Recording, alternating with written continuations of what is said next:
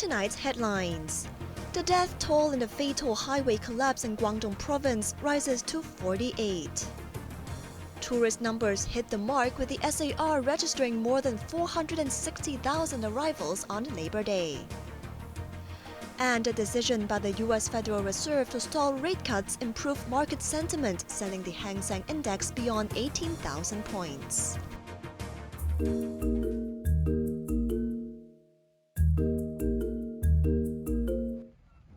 The death toll in the fatal highway collapse in Guangdong has risen to 48 as rescue efforts continue to get hampered due to unsettled weather.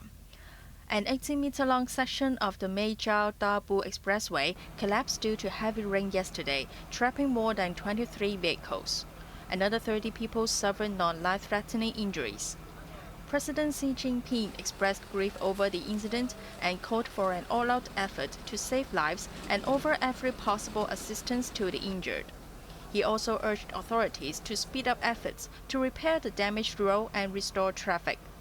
More than 500 people are helping in the search and rescue operation and providing disaster relief to those affected. Local authorities said 3 of the dead could not be identified and would need DNA testing. All victims were from China and there were no foreigners involved in the accident.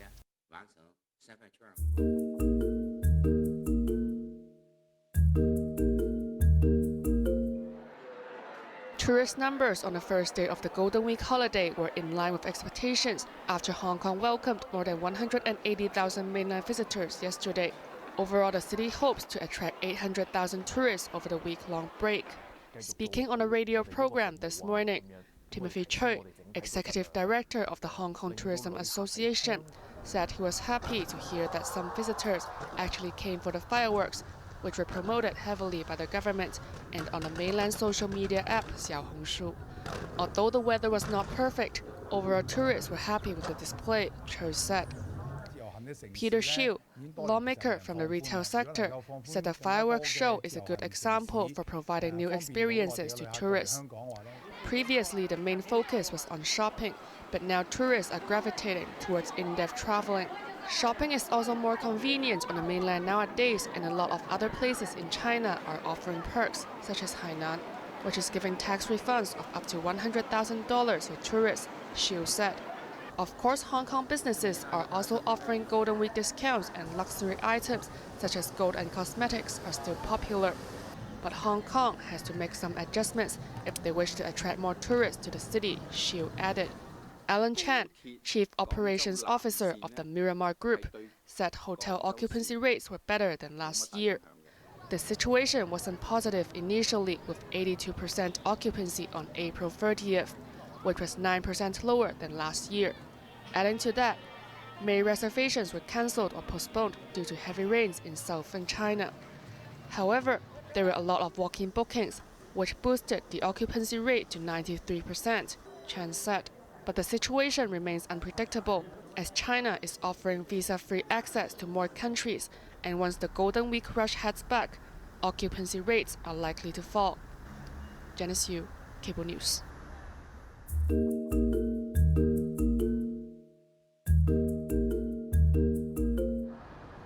As mainland tourists continue to flock to the University of Hong Kong campus in Pak Fu Lam, there was disappointment of some after the educational institution introduced an online booking system for those wishing to visit the campus. Advanced booking is required for outsiders to enter the campus between 8 a.m. and 6:30 p.m. on weekdays and Saturdays. But there are no entry restrictions on Sunday and public holidays. 现在有点沮丧啊，因为找不到口，怎么预约不会约啊？ With Hong Kong U as the first stop on the sightseeing schedule, this woman, who is on a 2-day trip to the city, was not aware of the new arrangement. 明天我们有别的行程安排了。 With today's slots fully booked, she had to give up and proceed to her next destination. And she was not the only one. 其实蛮期待的，但是现在进不去嘛。 There were others who were also not aware of the new guidelines, and many decided to skip Hong Kong U altogether and move on.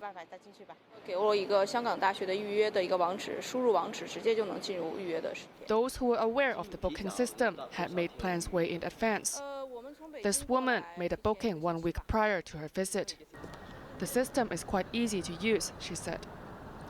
Security staff at the school were seen explaining the registration processes to eager visitors, while checking identification for those studying at the university. Students are skeptical whether security can distinguish between visitors and students. This student said it's still acceptable if visitor numbers are restricted, but it would definitely be a nuisance if the school gets crowded by tourists. 咁如果呢一個方法可以令到我哋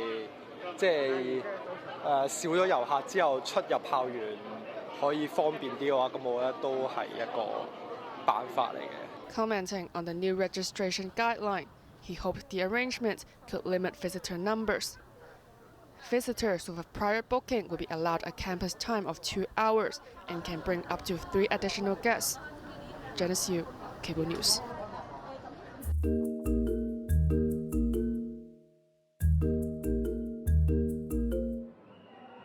In the midst of growing concerns about a possible Israeli offensive on the southern Gaza city of Rafah, Colombian President Gustavo Petro declared that his country will sever diplomatic ties with Israel.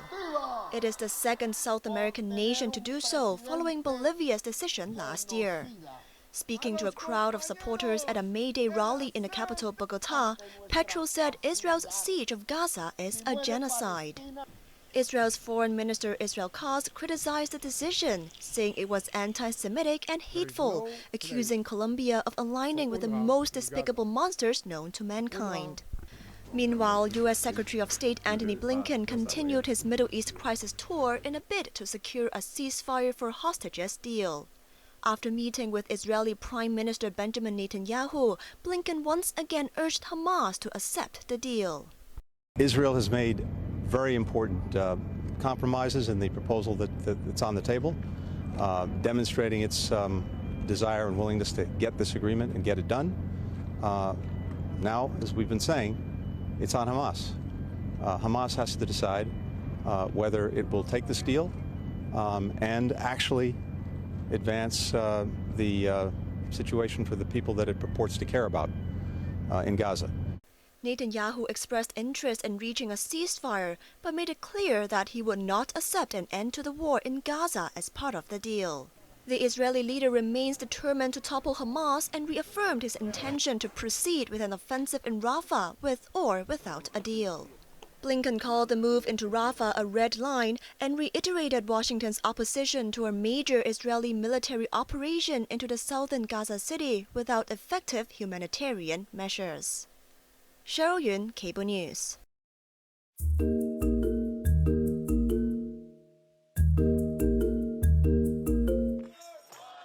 The nationwide protests across university campuses in the United States showed no signs of abating even after police intervention and arrests. In New York, around 300 pro-Palestinian protesters were arrested following police crackdowns at Columbia University and City College. Mayor Eric Adams said authorities are currently processing the arrest in order to differentiate between students and outside agitators. It was about external actors hijacking peaceful protests and influenced students to escalate. There's nothing peaceful about barricading buildings, destroying property, or dismantling security cameras. We cannot allow what should be a lawful protest to turn into a violent spectacle that saves and serves no purpose. On the West Coast, riot police intervened as a group of masked pro-Israeli protesters arrived at the University of California campus in Los Angeles.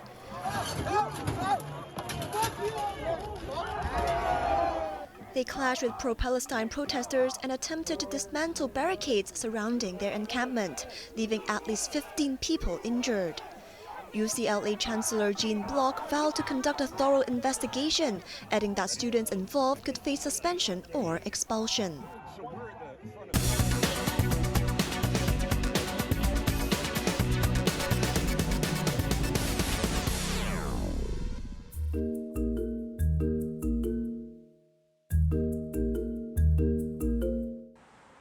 There there were no surprises when the U.S. Federal Reserve held its ground on interest rates as it continues a battle with inflation, which is considered still too high. The U.S. Central Bank kept its benchmark short-term borrowing rate unchanged at more than a two-decade high of 5.25 to 5.5%. Federal Reserve Chairman Jerome Powell indicated twice during a news conference that policymakers believe interest rates are restrictive enough. A restrictive stance of monetary policy has been putting downward pressure on economic activity and inflation, and the risks to achieving our employment and inflation goals have moved toward better balance over the past year. However, in recent months, inflation has shown a lack of further progress toward our 2% objective, and we remain highly attentive to inflation risks. So I think it's unlikely that the next policy rate move will be a hike. I'd say it's unlikely. In a lockstep move, the Hong Kong Monetary Authority kept its key interest rate unchanged at 5.75%. HSBC took the lead among the city's banks, leaving its prime lending rate unchanged at 5.875%, while keeping interest rates on Hong Kong dollar savings accounts steady. Anna Chan, Cable News.